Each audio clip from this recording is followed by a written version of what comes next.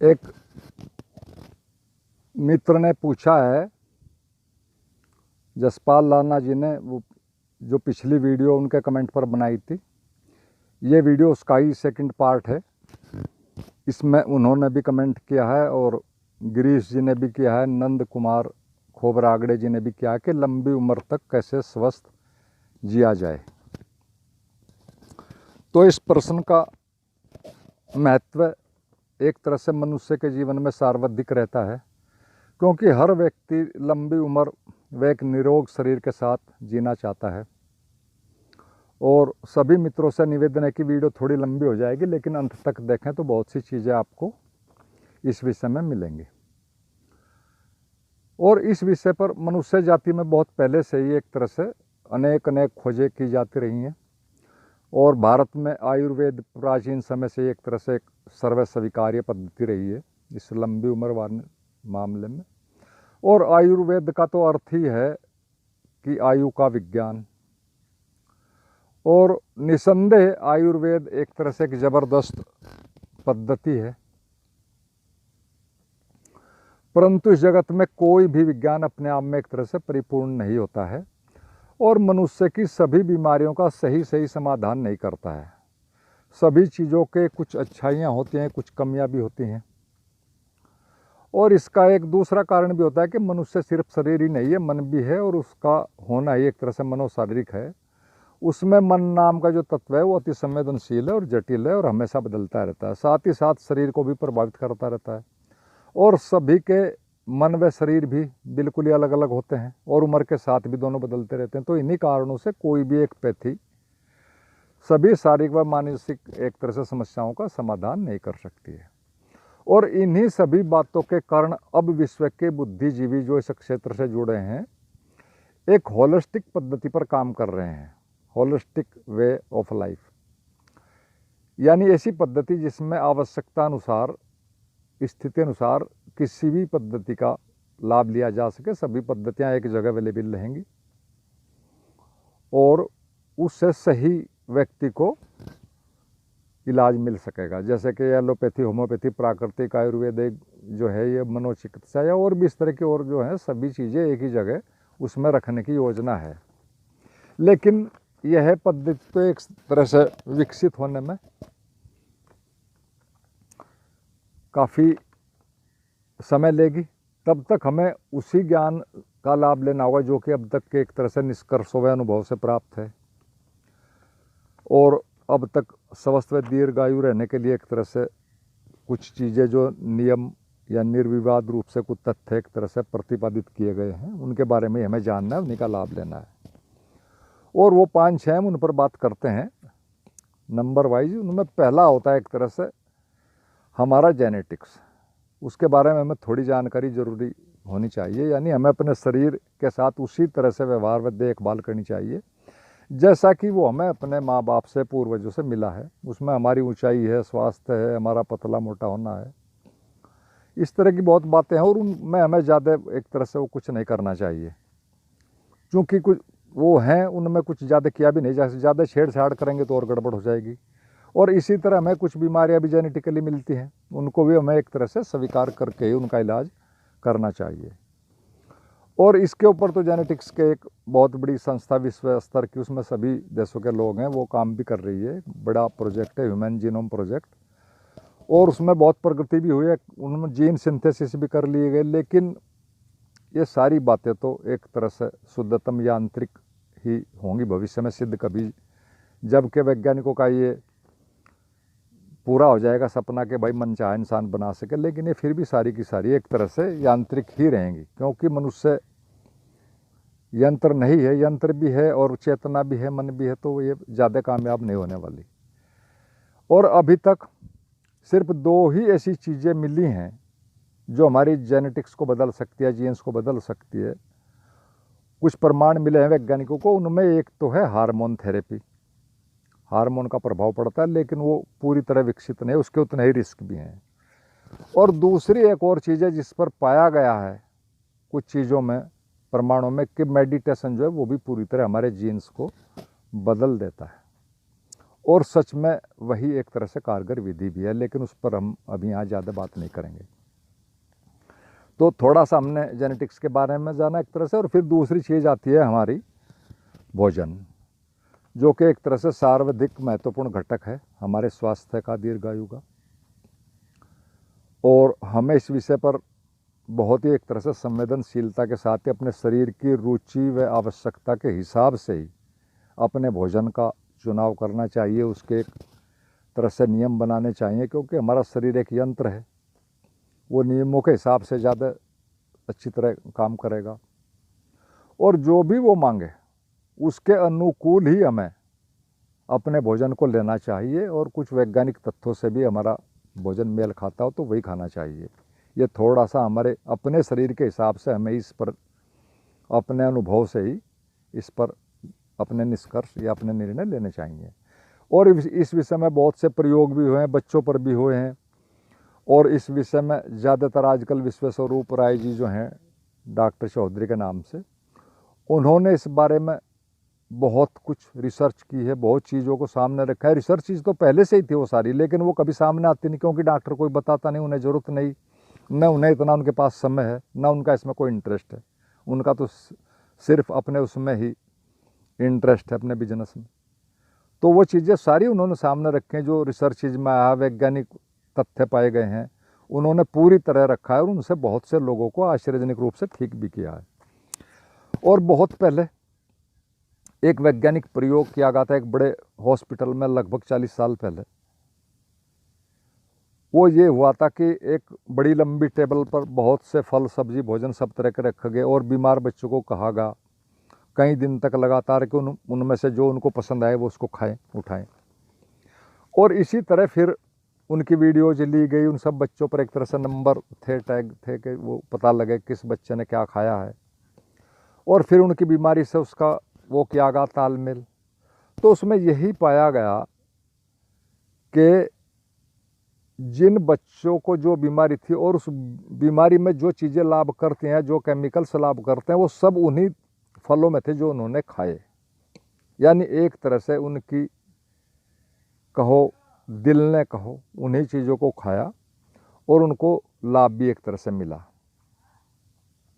तो ये एक निष्कर्ष था कि इसमें हमारा मन जिन चीज़ों को हृदय लेता है वो एक तरह से, और आयुर्वेद में तो हृदय को ही एक तरह से शरीर का राजा माना गया कि जिस चीज़ को हृदय चाहे उसको लेना चाहिए, भले ही थोड़ा बहुत नुकसान भी हो, उसको हमारा शरीर अपने आप ठीक कर लेता है। तो ये तो एक एक्सपीरियंस था। अब इस विषय में आज क्या स्थिति आई है, ये तो बहुत पहला है, 40 साल पहली चीज़ें हैं। आज बच्चों की जो पसंद है वो खाने के विषय में, वो उनकी प्राकृतिक न रहकर टीवी के एड्स पर बनाई जाती है, या कहो वो खुद ही उसको स्वीकार कर लेते हैं, हिप्नोटिक स्टेट में आ जाते हैं। और जो कि एक तरह से पूरी तरह जो खाने होते हैं उस पर दिखाई जाते हैं, वो नकली केमिकल्स होते हैं और वो हानिकारक होते हैं, और बार बार दिखाकर एक तरह से टीवी पर और दूसरी एड्स पर बच्चों को हिप्नोटाइज किया था। और वो सारे के सारे भोजन सिर्फ स्वादिष्ट होते हैं, सच में वो शरीर के लिए हानिकारक होते हैं। लेकिन आज यही चल रहा है सारा का सारा, सब रेडीमेड वाला मामला।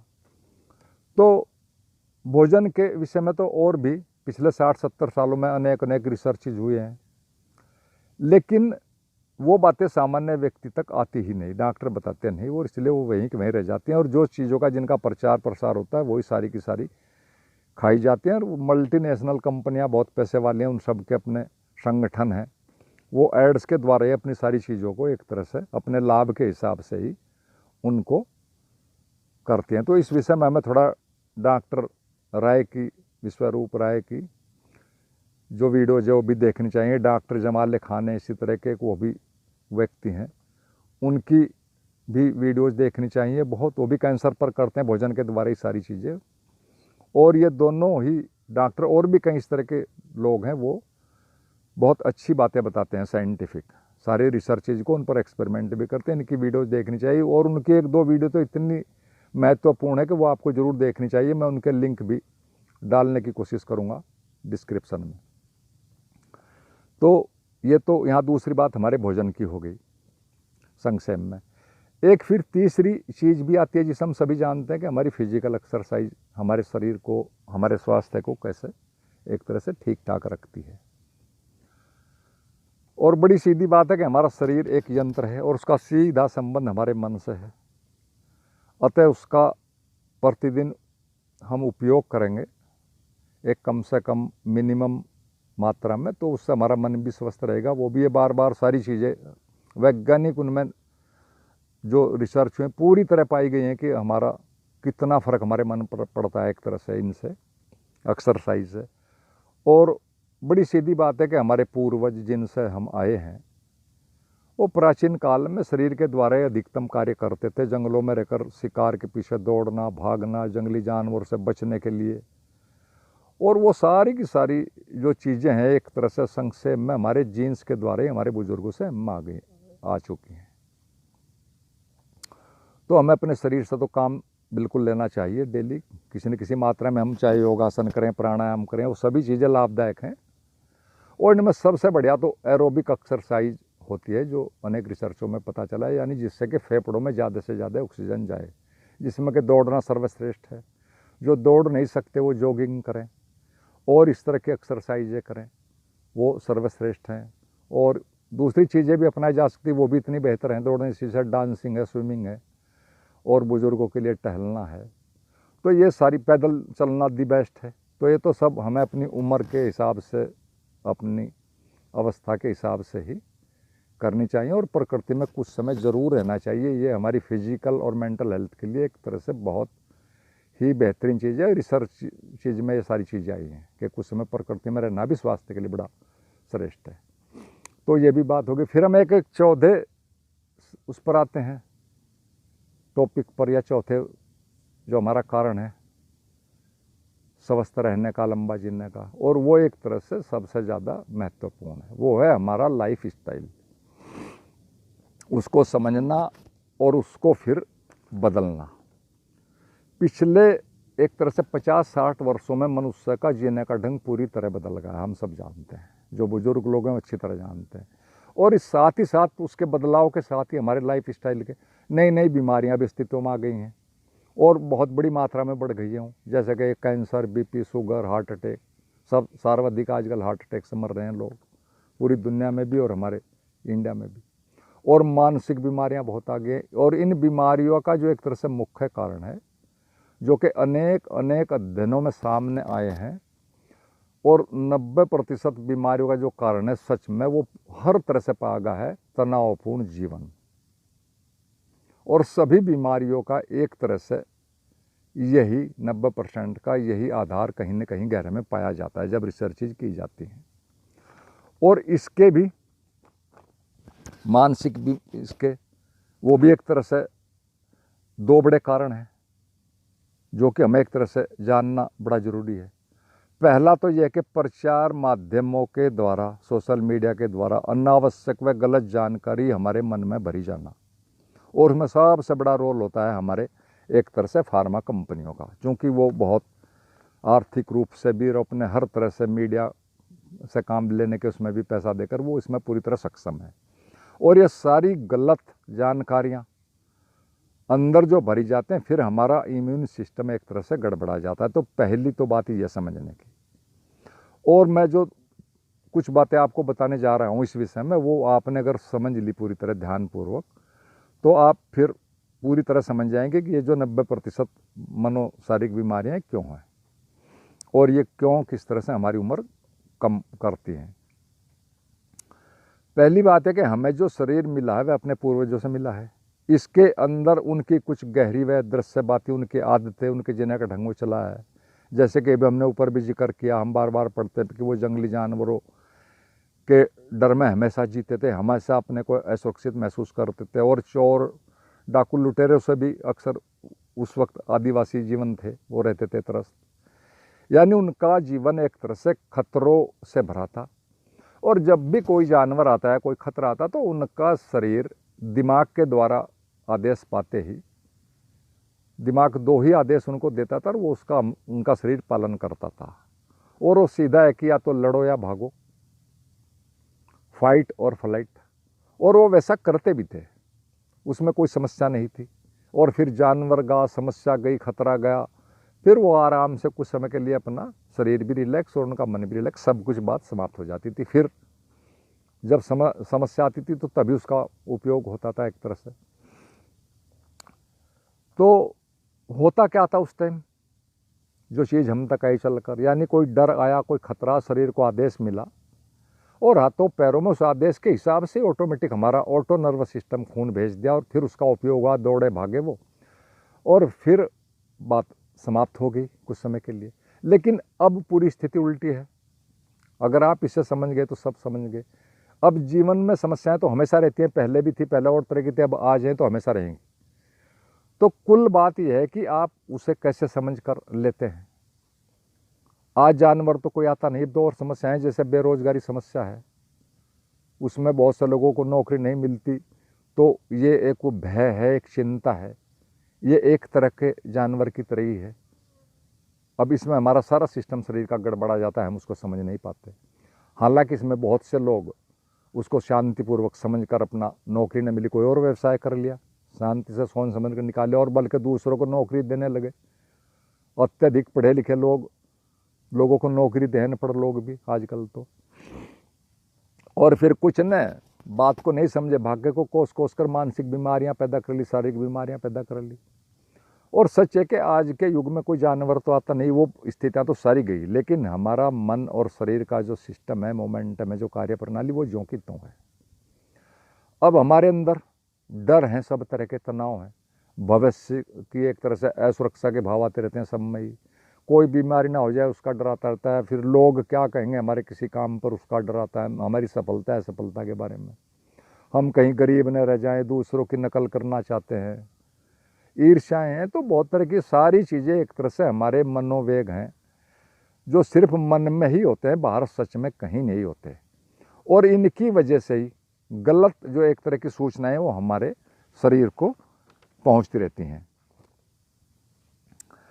अब जैसे ही कोई आपके मन में कोई तनाव आया, कोई डर आया, तनाव का भी कोई ना कोई कारण कहीं ना कहीं गहरे में डर ही होता है, तो दिमाग पिछले सिस्टम के अनुसार ऑटोमेटिक ही सबकॉन्शियसली, हमें पता भी नहीं चलता, फौरन हमारे शरीर को आदेश दे देता है। और साधक लोग जो ध्यान कर रहे हैं, इसे पूरी तरह समझते हैं कि एक विचार कैसे हमारी बॉडी में कुछ चीज़ों को फौरन भेज देता है और हमारी बॉडी के सेल सक्रिय हो जाते हैं। तो हमारा शरीर जो है, किसी भी डर को एक तरह से हमारे शरीर को हमारा मन आदेश देता है, और फिर उसको एक तरह से ये कहिए कि ऑटोमेटिक ढंग से ही फाइट और फ्लाइट मोड में डाल देता है, यानी लड़ो या भागो। और इस प्रक्रिया के तहत हमारे हाथों व पैरों में एक तरह से अदृश्य रूप से हमारी बिना उसके खून की सप्लाई अचानक बढ़ा दी जाती है। और जानवर तो कहीं नहीं, को खतरा सच में तो कहीं है नहीं, इसलिए हाथों पैरों का उपयोग भी नहीं होगा, लेकिन वो एनर्जी जा चुकी, ब्लड का फ्लो बढ़ चुका। और बहुत से दिनों में बहुत बारीकी से वैज्ञानिकों ने इसको पाया गया कि यह जो अतिरिक्त खून आपके हाथों पैरों में जाता है, आपके भाव के हिसाब से, ये आपके पाचन संस्थान से या आपके सिर से भेजा जाता है। और ये दोनों ही सबसे ज़्यादा एक तरह से संवेदनशील अंग है और आपस में जुड़े हैं और सबसे ज़्यादा एक दूसरे को प्रभावित करते हैं, एक तरह से डायरेक्ट कनेक्शन है इनका। और अंगों पर तो बाद में ही सारी चीज़ों का प्रभाव पड़ता है। यह उनके एक तरह से उनकी चीज़ें भी बाहर में ली जाती हैं हमारे माइंड के अंदर, उनकी चीज़ों पर बाद में ही सुनवाई होती है, पहले सबसे पहले पेट की बात पर होती है। तो पेट के सिस्टम से ये सारा जाता है और पेट के सिस्टम से खून जाने से एक तरह से वहाँ कुछ ऊर्जा कम जाएगी और जो ऊपर से खतरे का एक तरह से तनाव का वो आएगा, तो उससे जो हमारे गट बैक्टीरिया, वो एक तरह जो हमारे सच में सच्चे साथी होते हैं हमारे स्वास्थ्य के लिए, वो सब डिस्टर्ब हो जाते हैं, उनका पूरा सिस्टम ही गड़बड़ा जाता है। और उनके गड़बड़ाने से सच में तो ये को हमारे अंदर जो गट बैक्टीरिया होता है वही हमारी एक लाइनिंग होती है, जो हमारे भोजन में से सिर्फ उन्हीं चीज़ों को खून में पहुँचाती है जो हमारे लिए लाभदायक होती हैं। और उसको एक गट लीकेज होता है एक तरह से, उसमें कुछ छोटे छोटे घाव हो जाते हैं, सुराख, पंक्चर टाइप, वो सारा उनके डिस्टर्ब होने से हमारे जो लाभदायक बैक्टीरिया हैं उनके डिस्टर्ब होने से उनके सिस्टम के वो फिर छोटे छोटे सुराख होते हैं, हमारे ब्लड में गलत हानिकारक चीज़ें भी जाने शुरू हो जाती हैं। एक तो ये होता है। और इसी सिस्टम के गड़बड़ा जाने से और माइंड के द्वारा अनावश्यक गलत चीज़ें भेजने से हमारा इम्यून सिस्टम भी गड़बड़ा जाता है, वो या तो सरेंडर कर जाता है या फिर अति प्रतिक्रियाएं करने लगता है, फिर उससे भी सारे हमारे केमिकल्स गड़बड़ा जाते हैं और नई नई बीमारियां एक तरह से पैदा हो जाती हैं।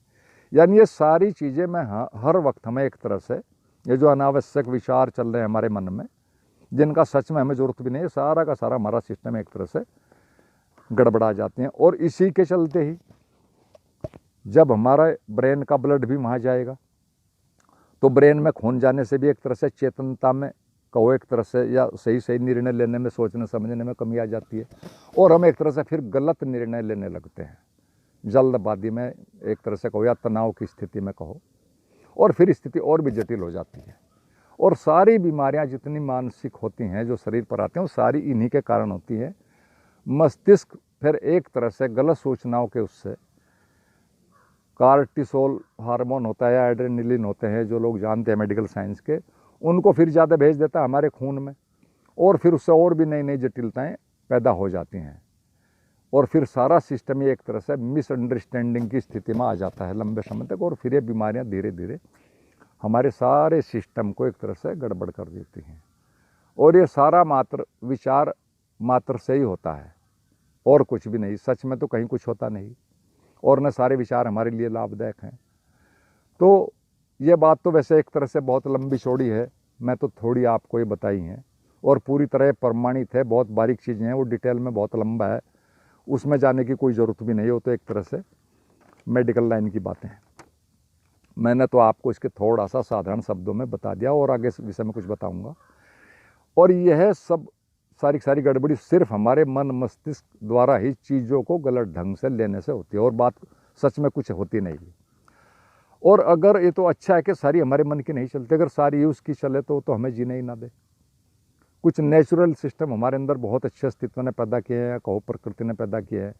हमारे ही शरीर में कुछ प्रोटीन्स या प्रोटीन सेल्स ऐसे होते हैं जो कि एक तरह से हमारी इंस्टिंक्ट होती है, कहो मूल इच्छा होती है, यानी वो हमें हर हाल में ज़िंदा रखनी चाहती हैं। कुछ ऐसी प्रोटीन सेल्स भी होती हैं हमारी बॉडी में ही और वो भी ऑटोमेटिक काम करती हैं। और इसी तरह की और दूसरी WBC भी होती हैं एक तरह से, जो हमारी इम्यूनिटी के एक तरह से मेन चीज़ें हैं, जो बाहर से आई चीज़ों को, गलत चीज़ों को मारती हैं, जो बाहर से आ जाते हैं सारी, वही हमारी रक्षा प्रणाली के सिपाही एक तरह से कहो। तो ये दोनों चीज़ें हमें जिंदा रखती हैं सच में।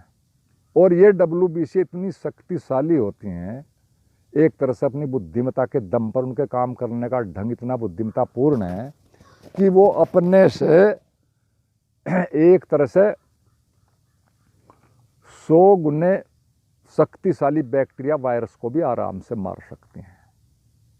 और इन्हीं के कारण, इन WBC के कारण ही, और ये जो हमारी जीने की इच्छा है, ये जो कुछ प्रोटीन्स हैं जो हमारी इंस्टिंक्ट है कि हमें हर हाल में जीना चाहता है, हमारा सभी प्राणी चाहते हैं, हम भी मनुष्य उसी में, इन्हीं के कारण इन दोनों चीज़ों की आज तक दुनिया के सभी भयंकरतम व सर्वकालिक अकालों व महामारियों में भी 5 या 10 और अधिकतम 15% लोग ही मरते हैं, इससे ज़्यादा कभी मरे ही नहीं।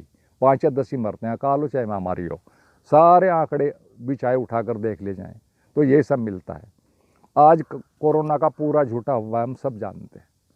वैज्ञानिक, कोई भी वायरोलॉजिस्ट, कोई भी रिसर्च इस बात को कुछ भी जरा भी नहीं एक तरह से इसकी इजाज़त देती जिस तरह का इसका हवा बनाया जा रहा है। लेकिन इसकी भी, कोरोना की भी जो मृत्यु दर है, बीमार पड़ने वालों की जो है, उनमें से मात्र अधिकतम 2% तक ही मरते हैं। और उनमें भी एक सबसे बड़ा जो रोल चीज़ अदा करती है वो होता है कि हम डर जाते हैं। रोज़ रोज़ का प्रचार प्रसार, टीवी खोलो, मोबाइल खोलो, कहीं कुछ भी बोलो, हर जगह कोरोना कोरोना, सारा मीडिया उसी पर लगा पड़ा है, सारा डॉक्टर्स उसी पर लगे पड़े हैं, सब लोग पेड हैं एक तरह से, अगर देखा जाए इनडायरेक्ट में, प्रमाण भी उनके मिल रहे हैं। तो फिर इसमें भी वही हो रहा है कि जो डरगा सो मरगा। अकेला कोरोना तो बहुत कम लोगों को मारता है, वो भी उनको जिनकी कुत्ते इम्यूनिटी खत्म हो जाए। तो एक तरह से अगर देखा जाए तो सभी बीमारियों का कारण हमारा तनाव, चिंता व डर है। चाहे वह गलत जानकारियों से हमारे पास आया हो, मीडिया के प्रचार प्रसार से आया हो, या किसी ईर्ष्या के कारण आया हो, या हमारे अहंकार के कारण, या डर के, या किसी सोशल सिस्टम के द्वारा आया हो, सामाजिक उससे, वो जो भी हमारी चिंता है, डर है, असुरक्षा है, वो सारा का सारा ही हमारी बीमारियों के लिए एक तरह से जिम्मेदार है।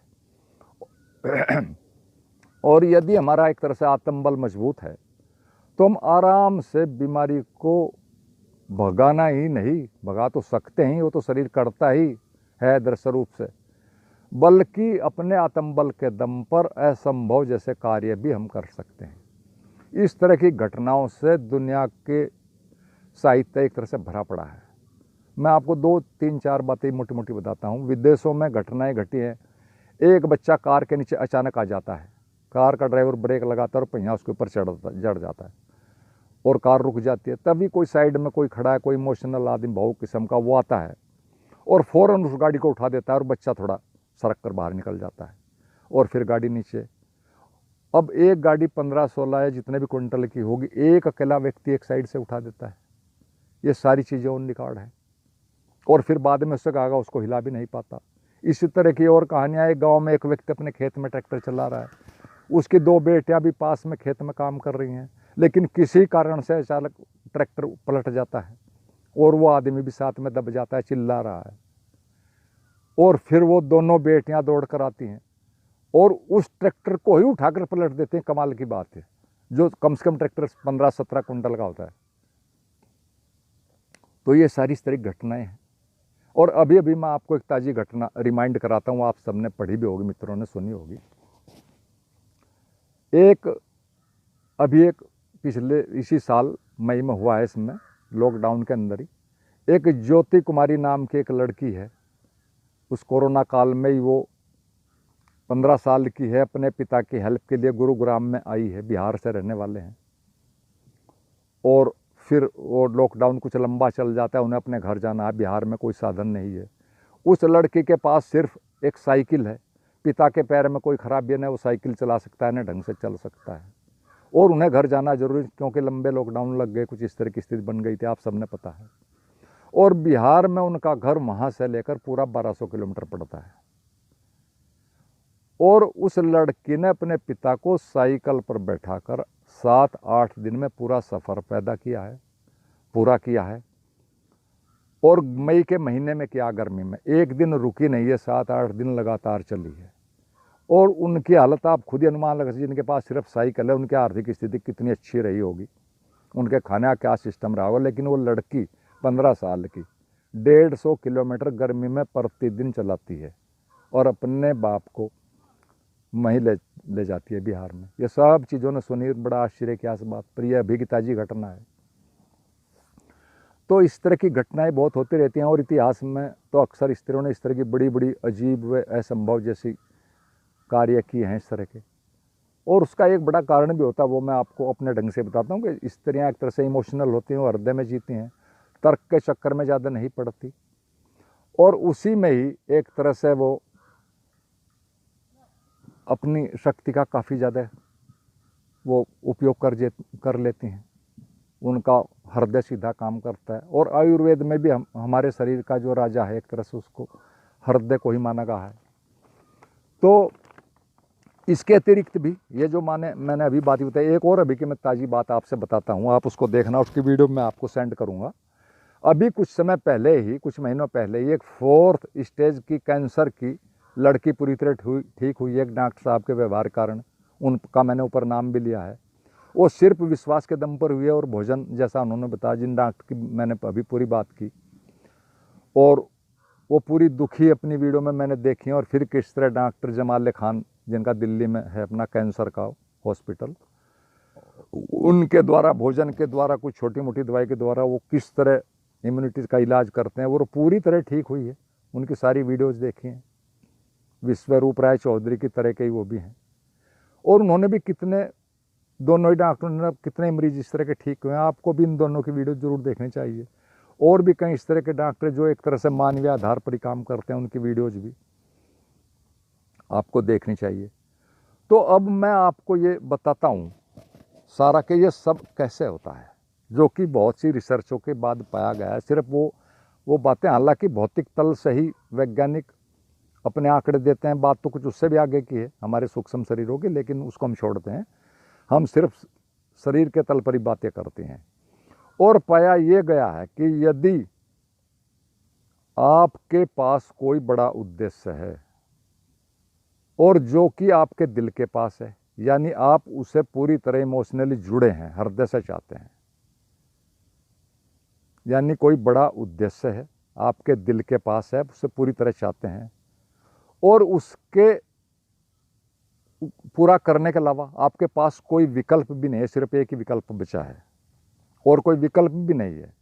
और यदि ये तीनों चीज़ें एक साथ हैं, बड़ा उद्देश्य है आपके दिल के पास है और उस एक काम के अलावा, उसके द्वारा करने के अलावा कोई और विकल्प भी नहीं है, यदि ये तीनों चीज़ें एक साथ हैं, तो इस स्थिति से आपका माइंड, लॉजिकल माइंड, जो हमारे असली निर्णय लेता है एक तरह से काफ़ी कॉन्शियस स्टेट में, जो हमारा लॉजिकल माइंड है, वो या उसे आप कॉन्शियस माइंड कहें, इन तीनों चीज़ें अगर एक साथ इकट्ठी हो जाएं तो फिर वो किसी भी बाधा को नहीं देखता है, ना कोई तर्क वितर्क करता है, और इस स्थिति में इस समस्या को बॉडी के पास न भेजकर हार्ट के पास भेजता है सीधा, और इसे हार्ट कॉन्शियसनेस भी कहते हैं एक तरह से मेडिकल उसमें। और फिर होता क्या है, जब ये हार्ट के पास भेजी जाती है, सभी चीज़ें हार्ट के पास नहीं भेजता हमारा ब्रेन, फिर हार्ट के अंदर कुछ विशेष सेल होते हैं जो कि एक तरह से सामान्य अवस्थाओं में काम नहीं करते हैं, फिर वो पूरी सक्रिय होकर हमारी फिर बॉडी माइंड को एक अलग ढंग की शक्ति प्रदान करती हैं। कहो हमारी जो बॉडी के अरबों खरबों सेल्स हैं, उनमें जो रिजर्व पावर है उसको एक तरह से यूज करने की परमिशन देती है, क्या करती है, और फिर वो काम हो जाता है। यानी हार्ट कॉन्शियसनेस के द्वारा ये चीज़ होती है, और फिर अजीब अजीब ढंग के जो काम है इसी तरह से होते हैं। और आपने सभी ने कोरोना काल में देखा होगा, पढ़ा होगा, सब ये चीज़ें सारी आई हैं, आपने पढ़ी हैं कि चीन में 102 साल की बुढ़िया को कोरोना हुआ, कोरोना पॉजिटिव, और वो ठीक हो गया आराम से। इंडिया में भी 92 साल की स्त्री ठीक हुई थी, मैंने पढ़ा था कहीं। और जापान में भी इस तरह की बहुत चीज़ें होती हैं, वो तो वहाँ की तो औसत उम्र ही 92 वर्ष के लगभग है, और जबकि इंडिया में तो मुश्किल से ये 70 के आसपास है हमारी औसत उम्र। और जापान में तो एक ऐसा द्वीप भी है जहाँ के लोगों की औसत उम्र 110-20 है, 110 साल तक के लोग ट्रैक्टर चलाते हैं आराम से। एक इस तरीका वहाँ का एक उदाहरण है कि उसने 95 साल की उम्र में भी, उसी द्वीप का है, अजगर ने उस पर हमला किया, बड़े अजगर ने, और उस स्त्री ने उस अजगर को पकड़कर घुमा घुमा कर मार दिया। उसी द्वीप के लोगों की एक थ्योरी है उनकी अपनी अलग, कि गट बैक्टीरिया को बिल्कुल भी डिस्टर्ब नहीं करना है। हमारी आंतों में जो गट बैक्टीरिया, जो हमारी स्वास्थ्य के असली जिम्मेदार हैं स्वस्थ रखने के, उनको किसी भी तरह डिस्टर्ब नहीं करना है, यानी कोई भी चीज़ डर की, चिंता की नहीं पहुंचानी है वहाँ तक। और इसी उपलक्ष्य में वो अपना कोई त्यौहार भी मनाते हैं हर साल, और वो व्यर्थ की जानकारियों को पसंद नहीं करते, टीवी वगैरह और ये इस तरह के सब इन टंटों से दूर ही रहते हैं, बिल्कुल अपने उस पर ही, अपने ही ढंग से जीते हैं, और सर्वाधिक जीते हैं, स्वस्थ जीते हैं। तो आज तो ये कि हम और आप तो यहाँ तो सब टीवी चैनल्स पर उल्टे सीधे, कोई भी आदमी मेडिकल साइंस की बात कर रहा है, कोई कुछ भी कहे जा रहा है डॉक्टर के बारे में, स्वास्थ्य के, पता ही नहीं वो क्या कर रहा है, लेकिन कोई कुछ भी डाल सकता है। टीवी चैनल वालों के मजे आ रहे हैं, उनकी पूरी इनकम चल रही है, कुछ भी दिखाओ, पैसा कमाओ और व्यर्थ में दिखाओ। तो यहाँ तो कोई है ही नहीं मामला, जबकि सच्चाई है कि टीबी, कैंसर आदि सभी बीमारियों के, सभी के वायरस, बैक्टीरिया हमारे शरीर के अंदर पहले से ही होते हैं, हमेशा से हैं और हमेशा रहेंगे, और उनमें काफ़ी हमारे लाभदायक होते हैं हमारे शरीर के लिए। बस जब भी हमारी इम्यूनिटी गड़बड़ हो जाएगी, डर से, किसी भी कारण के डर से, चाहे वो अत्यधिक चैनल से हुई हो, चैनलों के द्वारा गलत इन्फॉर्मेशन डरावनी भरने से, या हमारी इम्यूनिटी खराब हो गई हो किसी और भी कारण से, बहुत कारण होते हैं कोई, तो जैसे ही उसने काम किया तो फिर वही इम्यूनिटी कम होने से ही वही बैक्टीरिया हमारे लिए बीमारियां पैदा कर देते हैं, और फिर हमारी उम्र या स्वास्थ्य को एक तरह से खराब होना शुरू हो जाता है। तो ये मोटी मोटी बातें मैंने बताई। फिर एक और दूसरा कारण भी होता है हमारे स्वास्थ्य को प्रभावित करने का, इस खासकर इस युग में जिसमें हम जी रहे हैं, कि दुनिया की जितनी फार्मा कंपनियां हैं, उन सब का संगठन है, उनका सब पूरा सिस्टम, उनका इंफ्रास्ट्रक्चर है पूरी दुनिया में, वो बीपी, शुगर, हार्ट की अनावश्यक दवाइयां लगातार शरीर में भेज रही हैं, वे हर 10 साल में जो आंकड़े आपके बीपी के शुगर के जो 10 साल पहले थे, 20 साल पहले थे, उनको देखो क्या थे, वो भी उन्हीं के द्वारा दिए गए थे। फिर उनको कम कर देते हैं, उनको जहाँ भी उनका WHO में जहाँ भी होता है वहाँ से उनको कम करवा देते हैं, ले देकर सारा मामला चलता है। वो बड़ी कहानी है। पहले शुगर कुछ और थी, 180 थी या 200 थी, फिर कम हुई, अब 40 पर आ गई। और अब तो प्री डायबिटिक भी होने लगा। बताओ प्री डायबिटिक क्या होता है? कि आपको शुगर होने वाली इसलिए दवाई खाओ। अब तो अजीब अजीब तरह की बातें। बीपी इस तरह, ये सारे आंकड़े एक तरह से गलत हैं। बीपी का अभी नई रिसर्च ये कहते हैं कि अगर 250 तक भी आपका बीपी जाता है हमारे शरीर के किन्हीं क्रियाओं के किन्हीं उसके कारण, तो घबराने की जरूरत नहीं, शरीर उसको अपने आप ही ठीक कर लेगा। हाँ, यदि वहाँ लंबा रुक जाए, परमानेंट हो जाए, स्थिर, तब उसका इलाज करने की बात आती है। तो ये सारी चीज़ें इस तरह ये फार्मा कंपनियां भी गलत आंकड़े देती हैं अपनी दवाइयाँ बेचने के चक्कर में। तो ये सारी चीज़ें बहुत समझने की हैं। और इसके साथ और भी है बहुत चीज़ें इसमें बताने के। हॉस्पिटल के अंदर जो इलाज चलते हैं, ये आंकड़े हैं बिल्कुल साइंटिफिक। जितनी मृत्यु दर हॉस्पिटल्स के अंदर होती हैं अब से पहले के सारे आंकड़े के, उनमें से 15 से 20% तक सिर्फ डॉक्टर की गलती की वजह से मरते हैं, और 70-80% और चीज़ों की वजह से मरते हैं। लेकिन 15 से 20% तो हॉस्पिटल्स के अंदर डॉक्टर की गलती की वजह से मरते हैं, चाहे वो किसी का भी वो हो। और इनमें कई चीज़ें हैं, कई डॉक्टर हैं उन्होंने हार्ट के ऊपर भी, हार्ट का वही छोड़ दिया मामला ही, क्योंकि उसमें भी गलत चीज़ें माननी पड़ती हैं डॉक्टरों को। जो संवेदनशील डॉक्टर हैं, एक शाजर हैं, उनकी मैंने देखी है, उन्होंने अपना वो सिस्टम ही छोड़ दिया सारा का सारा, क्योंकि गलत वे था, दवाई गलत दी जा रही है हार्ट की, और लोग मर रहे हैं उनसे। लेकिन अब तो सारा इस विषय में कुछ चेतना आई है लोगों में, होलिस्टिक वे ऑफ लाइफ पर काम चल रहा है। यानी हर बीमारी के लिए एक तरह से सही पैथी चुनना और उस पर ही काम करना, अपने शरीर के हिसाब से, अपनी पूरी मानसिक स्थिति के हिसाब से, अपनी पारिवारिक स्थिति के, सब बातों को एक तरह से उसमें डिटेक्ट किया जाएगा और सबको एनालिसिस किया जाएगा। तो अब तो ये सारी चीज़ें बदल रही हैं। तो बड़ा सीधा बात है मेरा तो सभी मित्रों से कि पहले आयुर्वेद के द्वारा ठीक रहो। दूसरी सबसे बड़ी बात है पॉजिटिव थिंकिंग में रहो हर हाल में। हमारा शरीर स्वस्थ रहेगा, मन स्वस्थ रहेगा तो सब ठीक रहेगा। और फिर यदि कोई समस्या आती तो उसका सही पैथी के हिसाब से धैर्यपूर्वक उसका इलाज कराओ। सभी चीज़ें आज उपलब्ध हैं, ऐसी कोई बात नहीं है। तो ये चीज़ें भी थोड़ी हमें समझने की हैं। इस विषय में और भी बहुत चीज़ें हैं, लेकिन ये इतनी भी अगर आप समझ गए तो सब चीज़ें ठीक हो जाएंगी। और फिर एक अंतिम बात, 5वीं हम करते हैं, चीज़ें तो बहुत हैं, उस पर भी हम बात करते हैं, वो है ध्यान। हमारे स्वास्थ्य से या दीर्घायु से उसका क्या संबंध है? तो ध्यान तो सच में एक सर्वाधिक गहरी और असली बात है।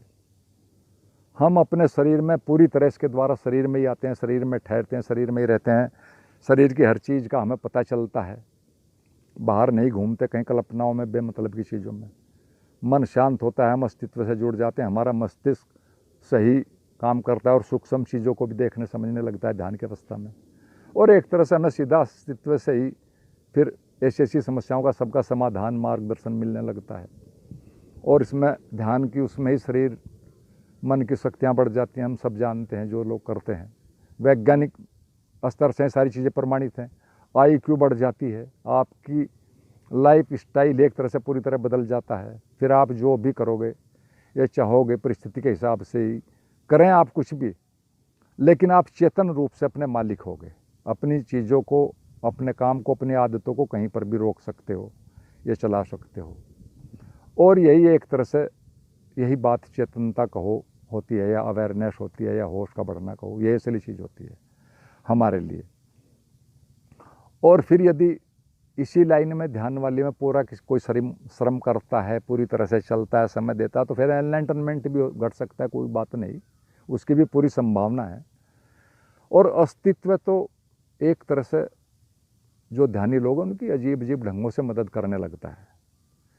मैं खुद अपनी बताऊं, मैं और ज़्यादा तो नहीं कुछ कहता, बहुत थोड़ी सी बात बता दूं। मेरे जीवन में कितनी ही बार चमत्कार जैसी घटनाएं घटी हैं। अभी 3-4 साल पहले लगभग मैं एक तरह से बीमार हुआ, बहुत संक्षेप में बताता हूँ। तो मुझे अक्सर अब मलेरिया हुआ उस साल, उसके बाद भी 1-2 बार हुआ, फिर तो 2-3 दिन में ठीक हो गया। तो वो चला, मैंने अपनी दवाई चलाई, फिर एक और डॉक्टर की, गांव के डॉक्टर की, फिर ठीक नहीं हुआ। और फिर एक और MD डॉक्टर के पास गया जो हमारे पास के कस्बे में, उसने भी बहुत अच्छे ढंग से ट्रीट किया, दवाइयाँ खाई, कोई बुखार नहीं, सब चीज़ें ठीक हो गई। लेकिन मुझे पता था कि अंदर शरीर में कमी जो की तो है। और इसी तरह ही चलते चलते 17-18 दिन हो गए हैं दवाइयाँ खाते खाते, और अंदर बहुत शरीर में काम नहीं ठीक हो रहा, बिल्कुल बाहर से सामान्य सा थोड़ा भोजन भी ले रहा हूँ, नींद सब कुछ ठीक है।